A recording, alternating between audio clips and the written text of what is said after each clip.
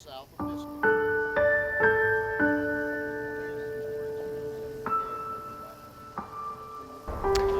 I'm Jackie Prince.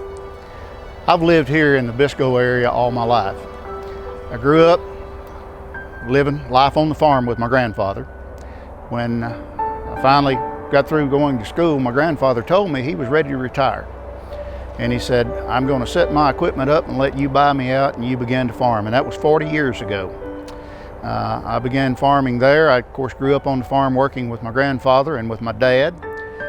Me and my dad formed a partnership. We farmed together for a number of years. My dad has since retired, and I continue to farm here in the Biscoe area. My oldest son is farming with me and has dreams and aspirations of continuing on, and that'll be the fourth generation that has farmed on the same land that my grandfather farmed back in the 60s and 70s. Our crop rotation includes rice and soybeans. We have attempted to farm several hundred acres of grain sorghum in the past. Our market's dried up for grain sorghum right now. Corn poses special challenges because most of the farm that we operate is on a floodplain, and we often are unable to get in to work that ground early enough to get in a corn crop. So we've settled on a rotation between about a third of our crop in rice and 2/3 of it in soybeans at the present time. The Cache River borders the eastern side of the farm, and it's an unrestricted river. Runs up through eastern Arkansas, and anytime we have a rain upriver, we're more concerned about the rainfall that lands in northeast Arkansas than we are here, because we know it's coming down the Cache and will pose a possibility of a flood on us and our farming operation. Oftentimes it'll delay planting, especially for rice earlier in the year.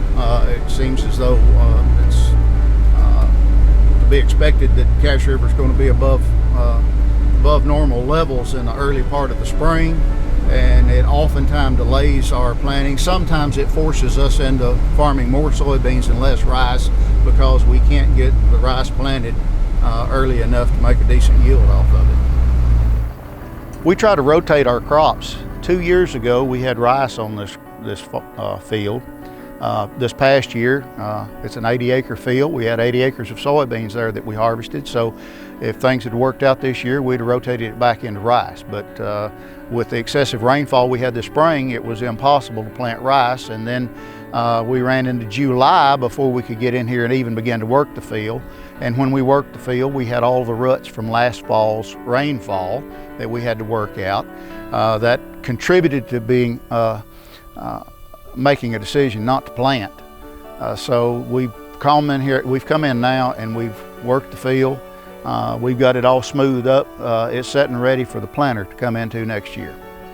Farming is one of those things that it has to be in your blood. It has to be something that you desire to do. There's a lot of other jobs that are more financially rewarding, and there's certainly a lot of other jobs that is less stressful and a lot less anxiety and a lot less depression associated with. But farming is something that I've done for 40 years.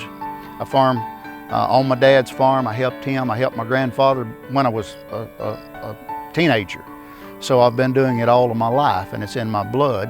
And sometimes people said, well, why don't you do something different? Well, farming's what I do, and it's in my blood. It's provided a good way for me to stay with my feet contacted to the ground. It's a good way for me to make sure my children understand you don't control everything in life. The good Lord above controls it all. And when He decides something's going to be different, you have to learn to roll with the flow. And that's what we've learned to do on the farm, and that's what we'll continue to do.